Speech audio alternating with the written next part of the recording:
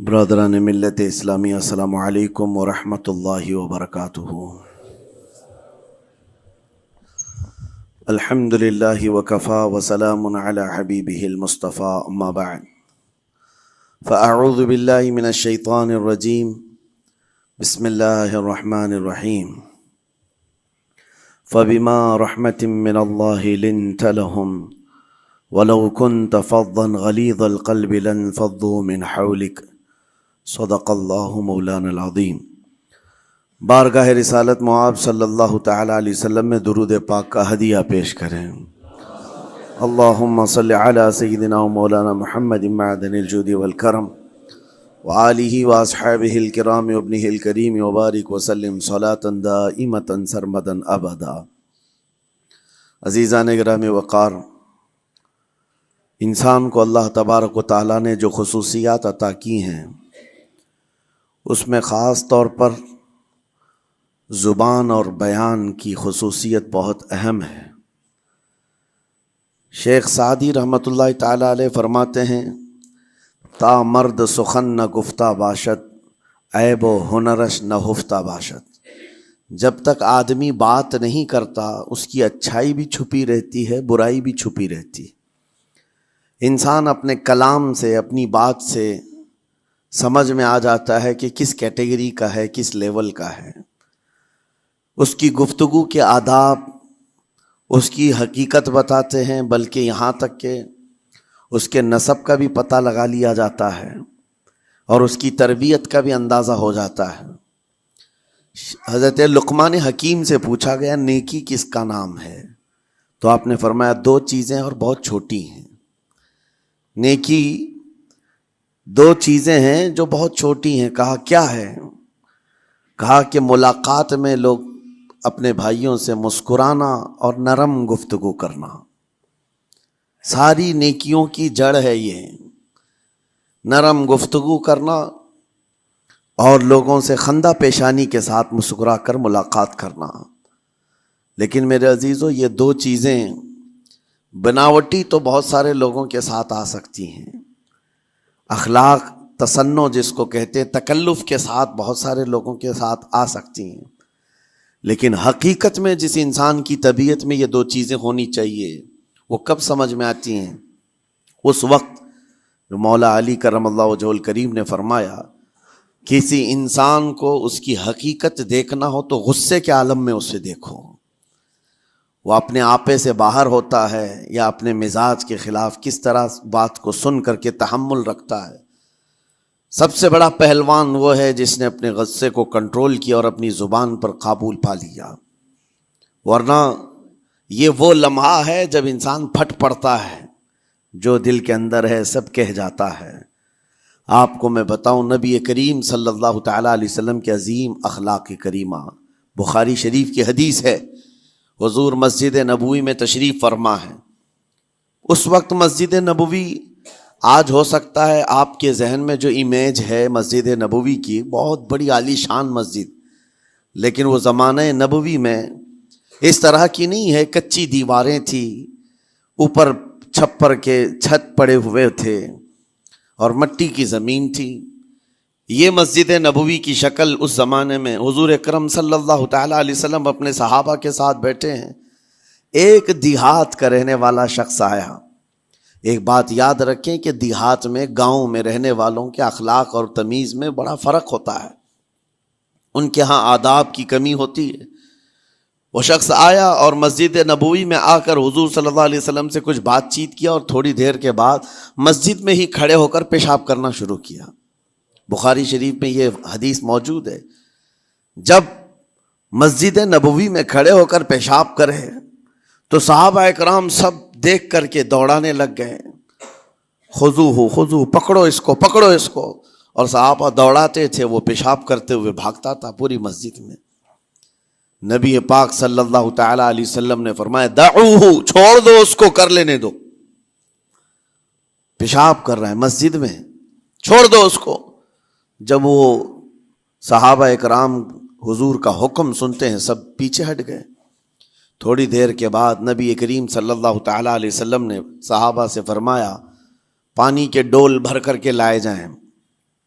صحابہ سے ہی منگوایا، پانی کے ڈول بھر کر کے لایا گیا اور مسجد نبوی کے میدان میں فرش پر بہایا گیا اور صاف کیا گیا۔ اب وہ شخص نہایت ہی ڈرا سہما کھڑا تھا، میرے ساتھ کیا ہوگا پتہ نہیں، میں نے پیشاب کیا، اب مجھے یہ لوگ قتل کر ڈالیں۔ نبی کریم صلی اللہ تعالی علیہ وسلم نے قریب بلایا اور فرمایا، نہایت نرم گفتگو کے ساتھ حضور فرماتے ہیں، یہ اللہ کا گھر ہے، یہاں پیشاب نہیں پیشانیاں رکھی جاتی ہیں۔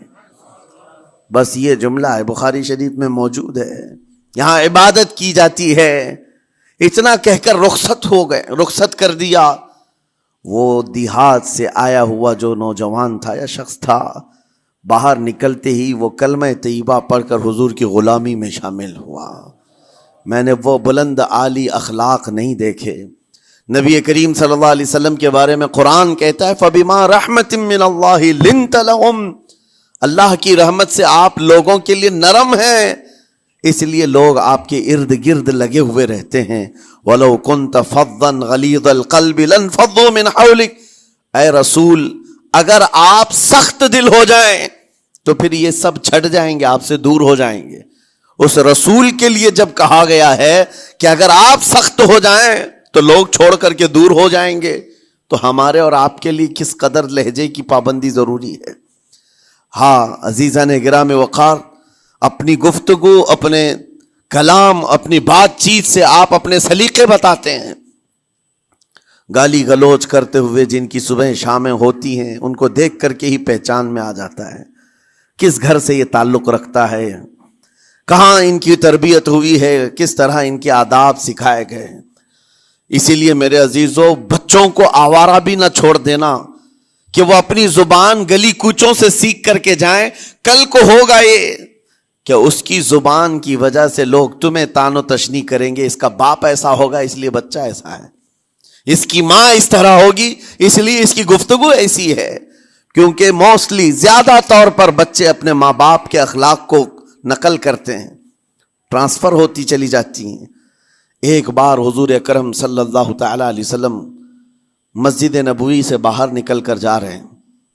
توجہ میرے عزیز ہو، اخلاق کہاں دکھانے چاہیے اور ہماری بات چیت کے انداز ہمیں کہاں ہونا چاہیے، میں آپ کو بتاؤں۔ حضور تشریف لے کر جا رہے ہیں، صحابہ اکرام کھڑے تھے حضور کے اطراف۔ مدینہ طیبہ کی ایک بوڑھی خاتون جس کا ذہنی توازن کھویا ہوا ہے، یعنی وہ دماغی طور پر ڈسیبل ہے، اور وہ آئی جا رہی تھی۔ لوگ جب بھی اس کو دیکھتے راستہ کاٹ لیتے، وہ جس کو بھی پکڑتی تھی سنانا شروع کرتی تھی، جو منہ میں آئے بکنے لگ جائے، اور لوگوں کو تنگی محسوس ہونے لگتی۔ صحابہ نے دیکھا کہ یہ عورت آ رہی ہے، حضور کی طرف آ رہی ہے، سب نے حضور صلی اللہ علیہ وسلم کو گھیر لیا، اس کا راستہ روکنے کے لیے اب آئے گی۔ اور نبی کریم صلی اللہ علیہ وسلم کے پاس اگر زبان درازی کرنے لگ جائے، پاگل عورت ہے، اور بک بک کرنے لگ جائے، حضور پاک صلی اللہ علیہ وسلم کے ادب میں کہیں کمی نہ آ جائے۔ صحابہ کا یہ ہمیشہ اہتمام رہتا۔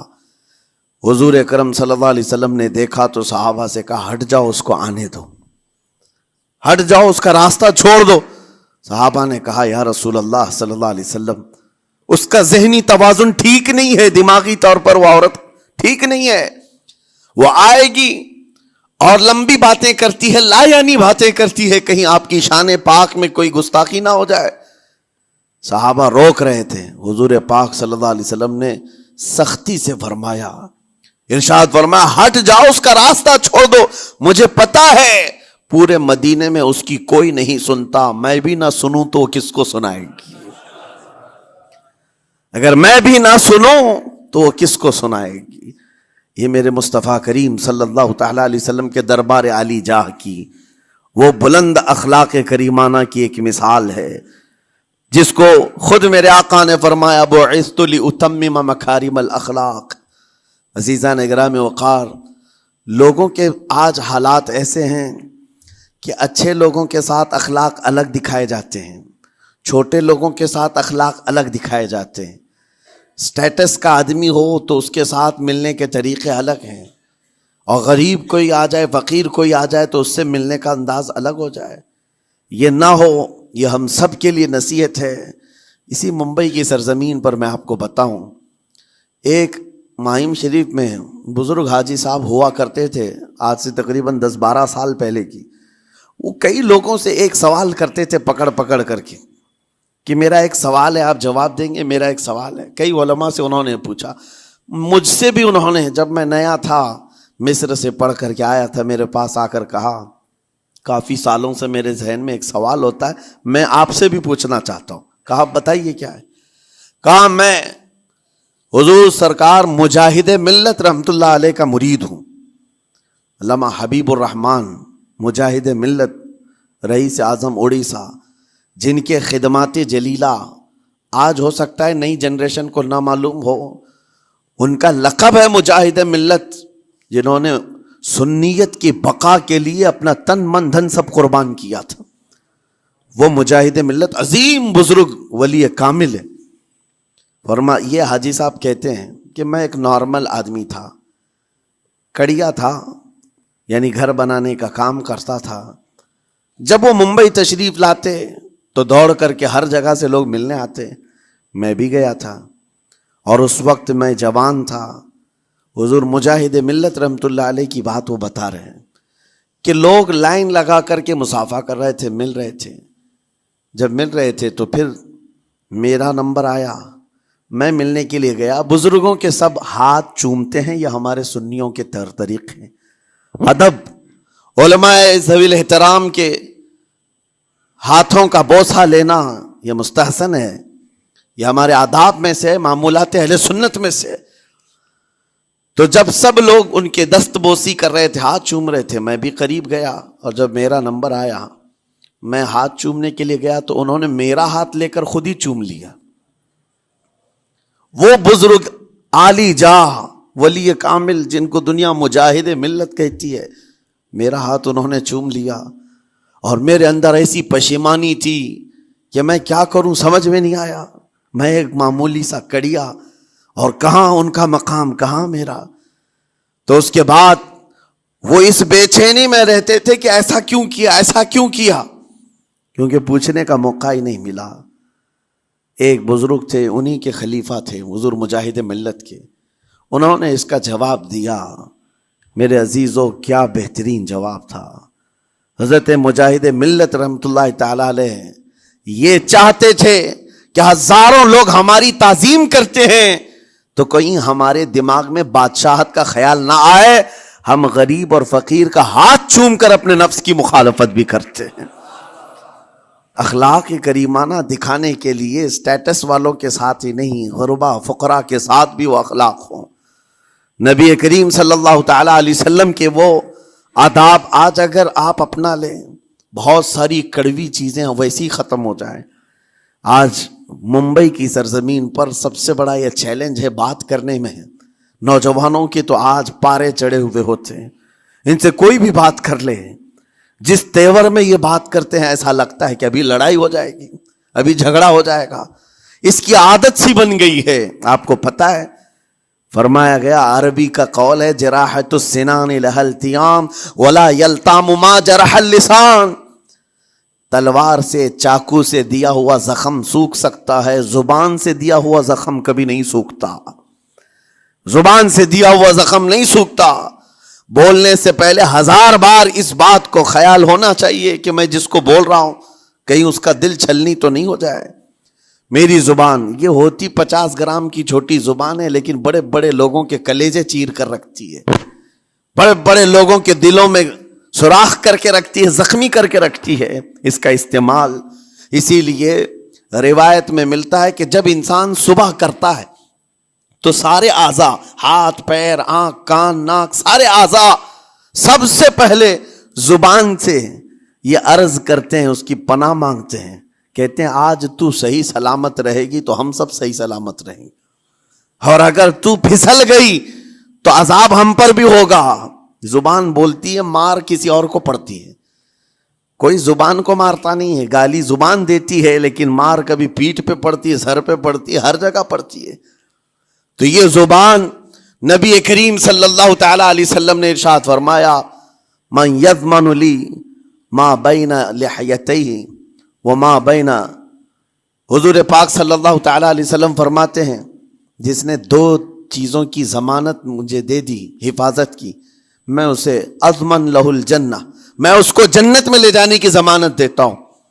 دو چیزیں کیا ہیں؟ حضور فرماتے ہیں ایک دو جبڑوں کے بیچ میں جو موجود زبان ہے اس کی حفاظت کر لے، اور دو رانوں کے بیچ میں جو شرمگاہ ہے اس کی حفاظت کر لے، یہ دو چیزیں جس نے بچا لیا میں اس کو جنت میں لے جانے کی ذمہ داری دیتا ہوں، ضمانت دیتا ہوں۔ اس کا کتنا بڑا کردار ہے، یہ زبان کا کتنا بڑا کردار ہے۔ اور حضور نے ایک بار پکڑ کر کے فرمایا تھا، زبان کو پکڑ کر کے کہا تھا یہ وہ زبان ہے جو انسان کو جنت میں بھی لے جاتی ہے اور دوزخ میں بھی لے جاتی۔ کلمہ کس سے پڑھتے ہیں آپ؟ لا الہ الا اللہ، زبان ہی سے تو پڑھتے ہیں، اسی کلمے نے آپ کو جنت تک پہنچایا۔ اور کافر جو کفر کرتا ہے وہ بھی زبان سے ہی کرتا ہے، اور زبان اسے ہمیشہ کی دوزخ میں لے جاتی ہے۔ اس زبان کو چلانے سے پہلے 1000 بار سوچ لیں کہ آج لہجوں کی سختیاں بڑھتی چلی گئیں، اور آپ کو پتہ ہے قرآن پاک میں رب تعالیٰ نے یہ فرمایا وَلَا تَقُلْ لَهُمَا اُفٍّ وَلَا تَنْهَرْهُمَا، والدین کے بارے میں بچوں کو کیا کہا گیا؟ ان کو اف تک نہ کہو۔ لیکن زبان جب کھلتی ہے نا، ماں باپ کے خلاف نوجوانوں کو ہم نے دیکھا ہے گالی گلوچ کرتے ہوئے اور اتنی بری باتیں کہتے ہوئے، معاذ اللہ۔ عزیزان گرامی وقار، حضور نے تو یہ فرمایا جس نے پلٹ کر کے اپنے ماں اور باپ کو سخت لہجے میں بات کیا یا ان کی نافرمانی کی، حضور فرماتے میرا دل چاہتا ہے کہ اس کے گھر کو آگ لگا دوں، آگ لگا دوں۔ اس لیے اس بات کو ہمیشہ یاد رکھیں، تمہارے لہجے کی سختیاں کسی کو زخمی کر دیں تو آخرت خراب ہو جائے گی، آخرت خراب ہو جائے گی۔ حضرت علقمہ رضی اللہ تعالیٰ عنہ حضور کے صحابی ہیں، حضور صلی اللہ علیہ وسلم کے صحابی ہیں۔ آخری وقت آ گیا تھا لیکن زبان نہیں کھلتی تھی۔ حضور پاک صلی اللہ علیہ وسلم کے پاس سفارش لائی گئی کہ آپ کے وہ ساتھی ہیں انتقال کر رہے ہیں لیکن زبان پر کلمہ بھی نہیں آتا۔ حضور تشریف لائے، دیکھا، پوچھا گھر میں ان کے کون کون ہے؟ کہا بیوی ہے اور ماں ہے۔ ماں کو بلایا اور کہا علقمہ کے بارے میں کیا کہتی ہو، کیسا تھا؟ کہا بہت اچھا، پرہیزگار، عبادت گزار، ساری نیکوکاریاں اس کے اندر ہیں۔ تو پھر حضور نے پوچھا اچھا یہ بہت نیک تھا، تم بھی اس سے راضی ہو کہ نہیں ہو؟ ماں نے کہا میں نہیں راضی ہوں، میں راضی نہیں ہوں۔ کہا کیوں، وجہ کیا ہے؟ کہا یا رسول اللہ میرا اکلوتا بیٹا، میرا تنہا بیٹا تھا، بڑی محبتوں کے ساتھ اس کو پالا تھا، اور جب میں نے اس کی شادی کی اپنی بیوی کو لایا، اور جب بیوی گھر پر آ گئی تو میری بات کو ہلکے میں لیتا، اپنی بیوی کی بات کو فوقیت دیتا، ترجیح دیتا، اور اس وقت غالباً یہ باتیں تھی کہ زبان سے کوئی کلمہ ان کے نکلا ہوگا جو بیوی کی حمایت میں تھی، ماں کو تکلیف پہنچ گئی۔ کہا میرا دل گوارا نہیں کرتا، میں اس سے راضی نہیں ہوں، باقی وہ بہت نیک بندہ ہے، بہت اچھا ہے۔ حضور نے فرمایا دیکھو زندگی کے آخری پڑاؤ پر آ چکا ہے، روح نکلنے کو ہے، معاف کر دو۔ وہ بھی صحابیہ تھی، انہوں نے کہا آقا آپ کا حکم ہے یا مشورہ ہے؟ اگر حکم ہے تو پھر ماننا ہے۔ حضور نے فرمایا نہیں، حکم نہیں، مشورہ ہے۔ کہا مشورہ ہے تو پھر دل نہیں چاہتا، دل نہیں چاہتا۔ حضور نے فرمایا صحابہ سے کہ لکڑیاں جمع کرو، آگ لگاؤ اور انہیں اٹھاؤ، آگ میں ڈال دو۔ آگ دہکائی گئی تو ماں کی ظاہر سی بات ہے ممتا بے چین ہو گئی۔ کہا ان کو میرے سامنے آگ میں ڈالیں گے؟ کہا ہاں، اس سے بہتر ہے کہ وہاں جلے گا، یہاں جلے۔ وہ ماں کہتی آقا آپ گواہ ہو جائیں، میں اپنے بیٹے کو معاف کرتی ہوں۔ ادھر معاف کیا، ان کی زبان پر کلمہ طیبہ جاری ہوا۔ میرے عزیزو یہ بتانا مقصود اس لیے ہے کہ زبان سے دیے ہوئے زخم خواہ والدین کو ہوں، یہ معمولی نہیں ہوتے۔ ہو سکتا ہے آخری وقت تمہاری زبان بند ہو جائے اور کلمہ طیبہ بھی نہ جاری ہو، زبان کھلنے بھی نہ لگے، یہ حالات آ جائیں گے۔ اس لیے اپنی زبان کا کنٹرول برقرار رکھو، کس سے کیا کہنا ہے۔ ابھی میں اس کا دوسرا پارٹ بھی بتاتا ہوں زبان کے استعمال کا۔ یہ نرمی لہجے کے اندر ہونا بہت ضروری ہے، لیکن کچھ جگہوں پر سختی کی اجازت ہے، لیکن وہ مقامات الگ ہیں۔ نرم لہجہ حضور پاک صلی اللہ تعالی علیہ وسلم کے فرامین میں سے ہے۔ ایک بات بڑی، بغداد مقدسہ میں نے ایک ولی پاک کی زیارت کی، ان کے آستانے پر بھی میں ابھی بیان کیا تھا۔ حضرت بہلول دانا مجذوب بزرگ تھے، اور بغداد کی گلیوں میں کہیں پر بھی بیٹھ جاتے تھے، اور جو جانکار تھے وہ سمجھتے تھے یہ اللہ والا بندہ ہے۔ مجذوب کس کو کہتے ہیں؟ جس کی یاد الہی میں عقل فنا ہو گئی، ختم ہو گئی، اللہ کے ذکر میں اور اللہ کی یاد میں اپنے آپ کو فنا کر دیا ہے، اس کے اوپر شریعت کا قلم نہیں۔ ظاہر سی بات ہے شریعت کے سارے احکام اس پر ہیں جس کی عقل سلامت ہے۔ عاقل ہو، بالغ ہو تو نماز فرض ہے نا، عقل ہی نہیں ہے تو وہ مجذوب ان اولیاء کو کہتے ہیں۔ لیکن ان کے بارے میں حدیث میں ہے، اللہ کے نبی نے فرمایا وہ ایسے بندے ہیں کہ اگر اللہ کو قسم دے دیں کسی بات کی، اللہ ان کی قسم پوری کرتا ہے۔ وہ بہلول دانا بیٹھے ہوئے تھے، بغداد کا ایک مشہور تاجر تھا، لیکن خستہ حال تھا، بہت نقصان اٹھا چکا تھا، خسارے میں چل رہا تھا، بزنس پورا لاس میں، اور وہ پریشان حال بہلول دانا کے پاس آیا، گڑ گڑایا، کہا کہ حضور مجھے بچا لیں، رحم کر لیں، میں تاجر ہوں، لٹ گیا ہوں، لاس میں ہوں، کچھ آپ فرما دیں، میں کیسے اس بھنور سے نکلوں؟ بہلول دانا نے دیکھا، کہا ٹھیک ہے کچھ پیسے بچے؟ کہا ہاں ہے، وہ بس اتنا سرمایہ ہے کہ مال لیتا ہوں پھر بیچ دیتا ہوں، نفع نہیں ہوتا۔ بہلول دانا نے کہا ایک کام کر، کالا کپڑا جتنا ملتا ہے سب خرید لے، پورے شہر سے کالا کپڑا جہاں جہاں مل جائے سب لے کر اسٹاک کر لے۔ کہا جی حضور آپ نے جیسا فرمایا۔ گیا، جتنا سرمایہ تھا سب لگا دیا، کالا کپڑا خرید کر ایک جگہ اسٹاک کر دیا۔ اللہ والے کا حکم تھا، لیکن ہوا یہ کہ بغداد کا معمول تھا، 8 دن گزرے نہیں تھے کہ وہاں وقت کے حاکم کا انتقال ہوا، اور جب حاکم کا انتقال ہوتا تو شہر کے جتنے بڑے لوگ ہوتے، رئیس لوگ، وہ اس کے سوگ میں، اس کے غم میں کالا کپڑا پہنتے تھے، اور کالا کپڑا سوائے اس تاجر کے کسی کے پاس نہیں تھا، اور سارے بڑے لوگ پیسوں سے اس کے پاس کالا کپڑا خریدنے آئے، یہ منہ بولے قیمت پر، جیسے تیسے جتنی قیمت پر بولے سب خرید کر لے جاتے، اور پل بھر میں ایک دن کے اندر وہ بہت بڑا کروڑ پتی بن گئے، بہت مال آ گیا۔ یہ بات یاد رکھیں، اللہ مال دیتا ہے، اس کے بعد پھر آزمائش بھی ہوتی ہے۔ مال اتنا آ گیا، اب لے کر کے مستیاں تھیں، چند دن گزرے، ظاہر سی بات ہے مال کو بڑھانے کی تمنا ہر ایک کی ہوتی ہے، کوئی یہاں پر اینڈ کرنے والا نہیں ہے دنیا میں، چاہے اس کا بزنس اربوں پر بھی پہنچ جائے، اسے آگے پہنچنا ہے۔ چند دن گزرے تھے، 8-10 دن، پھر آیا حضرت بہلول دانا کو ڈھونڈتے ہوئے، ایک جگہ میدان میں یہ مجذوب بزرگ بیٹھے مل گئے، آیا اور کہا او دیوانے بتا اب کیا خریدوں؟ پیسہ بہت ہے ابھی میرے پاس، بتا دیوانے اب کیا خریدوں؟ انہوں نے دیکھا، کہا کہ لہجہ تو بدلا ہوا ہے، پیسہ بہت زیادہ تھا، کہا کہ ٹھیک ہے کوئی بات نہیں، اللہ والوں کو ان سب چیزوں سے کوئی لینا دینا نہیں۔ آپ نے کہا مال جتنا ہے تیرے پاس سب لے کر کے خربوز خرید لے، تربوز خرید لے، جس کو کلنگڑ کہتے ہیں، تربوز پورے خرید لے۔ اس نے کروڑوں کی جائیداد پورے تربوزوں میں لگا تھی، سب تربوز خرید کر سٹاک کر دیا ایک جگہ، اور اس کے گمان میں یہی تھا کہ چند دن گزریں گے، کوئی ایسا ہی حادثہ ہوگا جب تربوز منہ مانگی قیمت پہ لوگ خریدیں گے اور میں بیچوں گا۔ پورا مال تربوز میں لگایا، 2 دن 4 دن 6 دن 8 دن گزرے، کوئی حادثہ نہیں۔ ادھر تو تربوز سڑنے لگ گئے، وہ تو زیادہ دن سٹاک نہیں کیے جا سکتے، سڑن شروع ہو گئی۔ پھر تھوڑے دنوں کے بعد پورے کے پورے سڑ گئے، کروڑوں کا مال تربوز میں سڑ کے چلا گیا۔ وہ کچھ بھی نہیں سکا، کچھ نہیں کر سکا، واپس چیختا چلاتا اسی حالت میں آیا، پہلے سے بھی زیادہ بدتر حالت میں آ گیا ہوں۔ دوڑتے ہوئے آیا، حضرت بہلول دانا کو ڈھونڈتے ہوئے، کہاں ہیں؟ وہ اسی جگہ بیٹھے ہوئے مٹی میں بیٹھے رہتے تھے، قریب آیا اور کہنے لگا کہ آپ نے میرے ساتھ ایسا کیوں کیا بہلول؟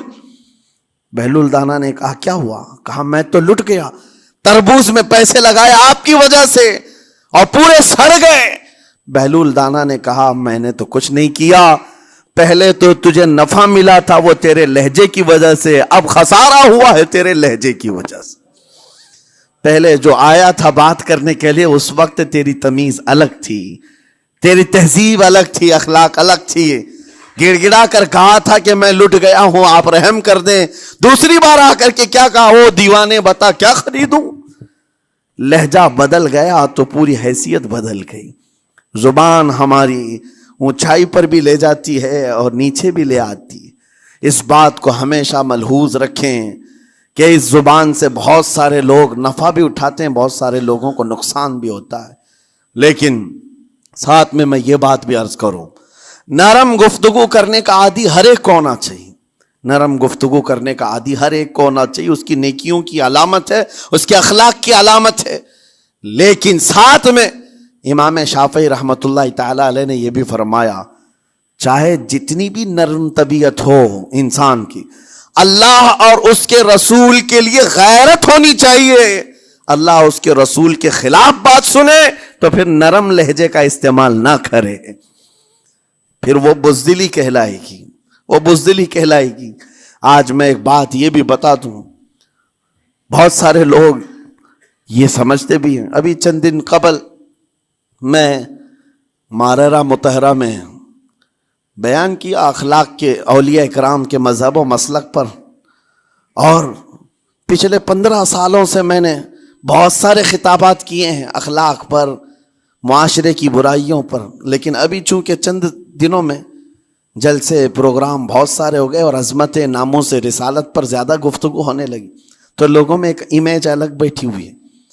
اور ابھی ہم نے اخلاق حسنہ پر گفتگو کیا کی 8 دن پہلے، ایک بزرگ نے مجھ سے پوچھا ایسی بھی تقریر کرتے ہیں آپ ایسی بھی تقریر کرتے ہیں، یعنی نرم گفتگو بھی کرتے ہیں؟ مطلب یہ ہے کہ ہماری امیج ایسی بنا کر رکھیں کہ ہم ہر وقت چلاتے ہی رہتے ہیں، ہر وقت للکارتے ہی رہتے ہیں۔ میرے عزیزوں، میں یہاں پیغام دینا چاہتا ہوں، ہم قرآن کے اس آیت پر عمل کرنا چاہتے ہیں جو مولا نے فرمایا اشداء علی الکفار رحماء بینہم، مومنین کی شان ہے، صحابہ کی شان ہے، وہ کافروں پر سخت ہوا کرتے ہیں اور مومنوں کے لیے نرم دل ہوا کرتے ہیں۔ زبان کی نرمی ایمان والوں کے لیے ہے، زبان کی نرمی محبت مصطفیٰ کے لیے ہے، عاشقان مصطفیٰ کے لیے ہے، ساتھ میں زبان کی سختی کفار و مشرکین کے لیے ہے، گستاخان رسول کے لیے ہے۔ اور اگر یہ چیز نہیں آئی تو پھر آپ سمجھ لیں نیک اس وقت نہیں کہلائے گا آدمی۔ بعض لوگوں کو ایسا لگتا ہے نرم بات کرنا چاہیے، نرم گفتگو، بالکل صحیح ہے، یہ اخلاق ہے، لیکن اگر ایسے مقامات پر جہاں تمہارے نبی کو کوئی گالی دے رہا ہو، رب کی شان میں کوئی بھونک رہا ہو، اس وقت تم کہو کہ اخلاق ہے، نرم بات کرنا چاہیے، یہ بے غیرتی ہے، یہ بے غیرتی ہے۔ تمہاری بیوی کو اگر تمہارے سامنے کوئی چھو دے اور اس کے بعد تم ہنس کر کے اس سے کہو ٹھیک ہے جائیے صاحب، آپ کو کہا جائے گا بے غیرت آدمی، بے غیرت آدمی ہے۔ انسان کو اپنی بیوی، اپنی بیٹی، اپنی ماں پر بھی غیرت ہوتی ہے، وہ سنتا نہیں ہے، یہ پیدائشی ہے، فطرت ہے انسان کی۔ اور مومن کی شان یہ ہے سب سے بڑی غیرت اس کے لیے اللہ اور اس کے رسول کے لیے ہوا کرتی ہے، اللہ اور اس کے رسول کے لیے۔ ماں اور باپ کو گالیاں ایک وقت میں برداشت کر بھی لے جائے، لیکن اللہ اور اس کے رسول کی شان میں وہ ہرگز برداشت نہ کرے، یہ ایمان کی علامتوں میں سے ہے۔ بہرحال میں نے زبان کے دونوں استعمال آپ کو بتائے، سخت لہجے بھی ہیں، نرم لہجے بھی ہیں، لیکن جب آپ کا پالا کسی گستاخ سے نہ پڑے تو ہمیشہ نرم گفتگو کرنے کے عادی بنے۔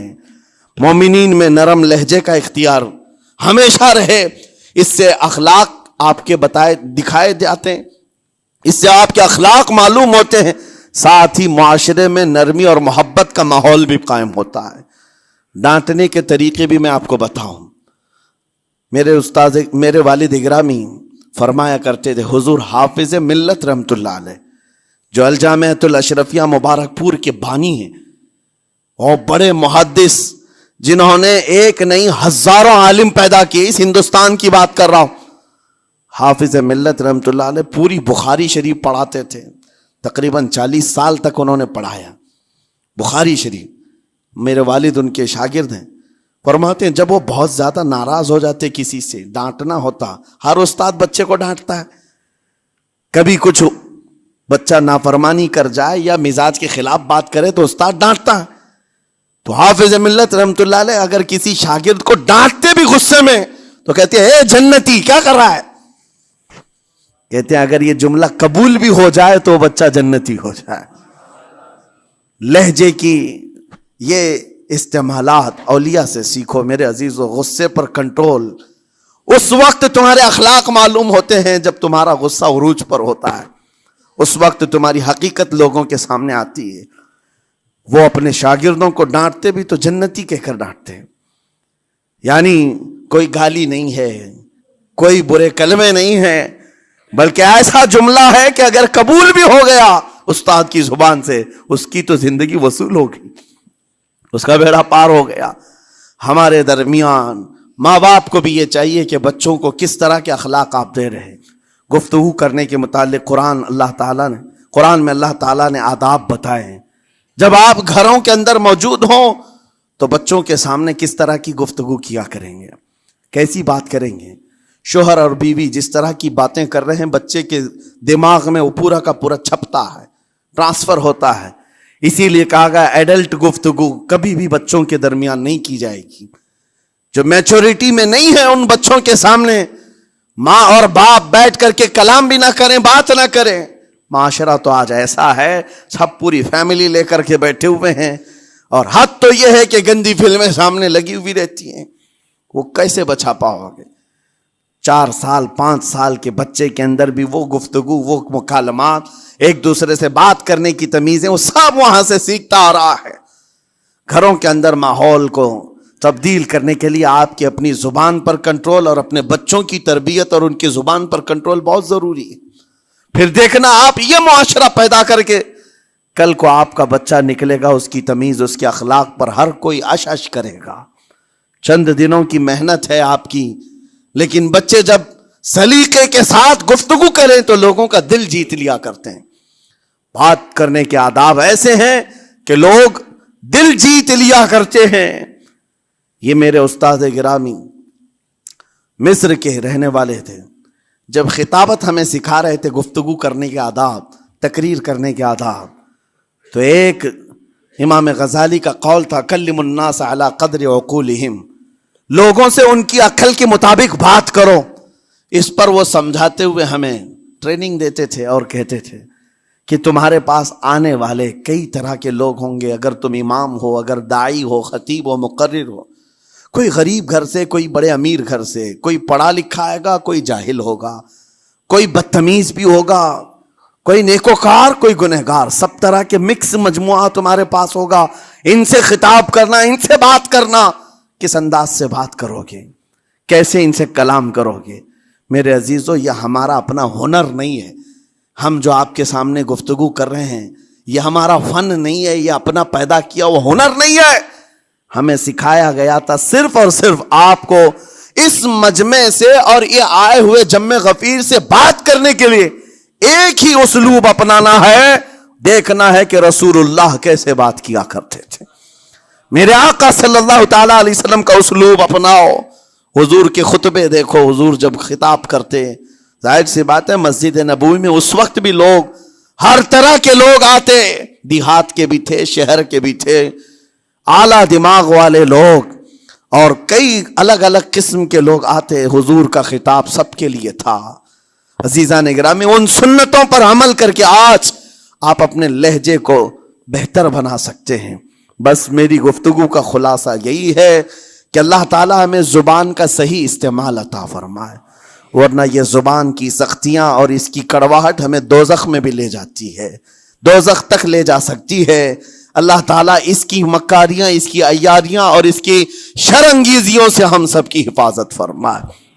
ساتھ میں یہ بھی میں بتا دوں، وہ زبان پاک نہیں بولتی، وہ زبان پاک نہیں بولتی جو حلال نہیں کھاتی. یہ بھی بزرگوں نے فرمایا ہے، یہ زبان پاک نہیں بولتی جو حلال نہیں کھاتی. اسی سے ہر کچھ گزرتا ہے، اندر پیٹ میں جاتا ہے. حلال لقمے اس سے گزارو تو زبان پاک بولے، اللہ کا ذکر کرے اور تمہیں زبان میں وہ لذت آنے لگ جائے. لیکن اس سے حرام لقمے گزارتے رہو گے، اس کے لہجے کی سختیاں بھی آ جائیں گی، اس کے اندر کڑواہٹ بھی آ جائے گی، گالی گلوچ یہ سارے استعمالات یہ زبان کرنے لگ جائے گی. کیوں؟ اس سے حرام لقمے جو گزارے جا رہے ہیں. اس چیز کا بھی خیال ضروری ہے. زبان کو جس طرح کا پیٹرول دو گے ویسی چلے گی یہ گاڑی.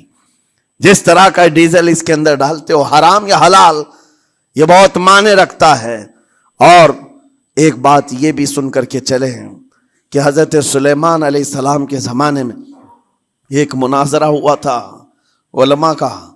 بعض لوگوں نے کہا کہ انسان کی ایک جماعت تھی، انسان کی زبان افضل ہے، منہ افضل ہے، اس لیے کہ وہ اللہ کا ذکر کرتی ہے. بعض نے کہا کہ نہیں، انسان کے پیچھے کا مقام اچھا ہے، اس سے بہتر ہے. یہ دونوں کی تکرار میں حضرت سلیمان علیہ السلام کے پاس بات آئی، آپ بتائیں. تو ان سے پوچھا تم اتنی بڑی بات کیوں کہہ رہے ہو؟ اس کے پیچھے کا مقام اچھا ہے. کہا کہ اس لیے کہ وہ صرف نجاست نکالتا ہے، وہ صرف نجاست نکالتا ہے، وہ مقام غلاظت باہر کرتا ہے، غلاظت اندر لیتا نہیں. زبان غلاظت اندر بھی لیتی ہے، حرام کھاتی بھی ہے، لوگوں کو زخمی بھی کرتی ہے. ان علماء کی دلیل تھی. تب آپ نے فرمایا بات ٹھیک ہے، جس انسان کا زبان پر کنٹرول نہیں، حرام کھاتا ہو اور بد کلامی کرتا ہو، گالی گلوچ ساری چیزیں کرتا ہو، آپ نے فرمایا اس سے بہتر اس کا پیچھے کا مقام ہے. اور جو انسان کنٹرول رکھتا ہے، حلال کھاتا ہے اور لہجے کی نرمی رکھتا ہے، ظاہر سی بات ہے اس کا منہ ہی افضل ہے، اس کی زبان افضل ہے. اب یہ تو فیصلہ سب کا ہے، کس کو کیا چیز اختیار کرنی ہے. عزیزان گرامی اوقات، یہ بہت بڑی بات ہے جو میں آپ کے سامنے کہہ رہا ہوں. زبان کو اگر کسی دوسری جگہ سے کمپیئر کیا جائے تو لگتا ہوگا نرم، یہ بالکل اچنبے والی بات ہے، عجوبے والی بات ہے، یہ کون سا کمپیریزن ہے. وجہ یہی ہے، بعض لوگوں کو ہم نے اتنا گندا بولتے ہوئے دیکھا ہے. اس سے بہتر ہے کہ وہ نہ بولیں. لوگوں کو زخمی کرتے ہیں، کسی کے مقدسات پر حملے کرتے ہیں. اللہ تعالیٰ ان کے زبان کی شرارتوں سے ہماری حفاظت فرمائے. اور کریم خدا ارحم الراحمین مولا اس چیز سے بھی ہمیں حفاظت فرمائے. قیامت کے دن کچھ لوگ صرف اس لیے پکڑے جائیں گے کہ وہ کچھ نہیں بولتے تھے، لیکن وہ جن کے ساتھ رہتے تھے وہ بولتے تھے، وہ لوگ بولتے تھے، اور ان کی وجہ سے یہ خاموش رہنے والا جو ساتھ میں تھا اسے بھی جہنم میں لے جایا جائے گا. اور وہ اس دن کہے گا پکار کر، یا ویلتا لیتنی لم اتخذ فلانا خلیلا، اے کاش میں فلاں کی دوستی نہیں کیا ہوتا تو اچھا ہوتا، آج میں بچ گیا ہوتا. اپنے ماحول کو بچاؤ، جہاں زبان کی خرابی دیکھو اپنے آپ کو بھی بچاؤ اور اس ماحول سے بھی اپنے کو دور رکھو. اللہ کی بارگاہ میں دعا ہے مولا تعالیٰ اس زبان کو خالص اپنے ذکر میں لگائے اور اپنے حبیب پاک کے ذکر میں لگائے. مولا تعالیٰ ہم کو زبان کی بد کلامیوں سے محفوظ و مامون فرمائے. وآخر دعوانا ان الحمد للہ رب العالمین. السلام علیکم.